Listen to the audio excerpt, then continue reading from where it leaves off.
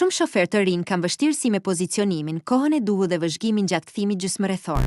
Edhe shoferët me përvojë mund të kryejnë zakone që çojnë në gabime të panevojshme. Në këtë animacion do të mësoni një teknik të thjesht hap pas hapi, që ju ndihmon të bëni kthime më të sigurta, më të qeta dhe më të kontrolluara. Le të fillojmë. Hapi i parë. Vendosni me kohë se do të bëni kthim gjysmërethor. Shmangni vendimet në momentin e fundit ose kthimet e papritura.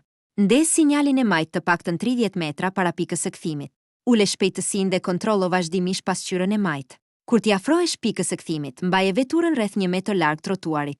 Vazhdo të lëvizësh ngadalë përpara. Kur pasqyra e majt të vinë në një vijë me bordurën, ndalo dhe kalo te hapi i dytë. Hapi i dytë, kthe timonin plotësisht majtas. Gjatë kthimit, vëzhgo vazhdimisht rrethinën dhe kujdesu për trafikun që vjen përballë. Nëse afrohet ndonjë veturë, jepi përparësi dhe lejoje të kalojë para se të vazhdosh.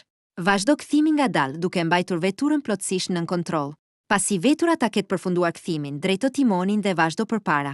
Rrit shpejtësinë gradualisht dhe vazhdo lëvizje në korsinë tënde. Nëse sinjali nuk fiket automatikisht, fike manualisht.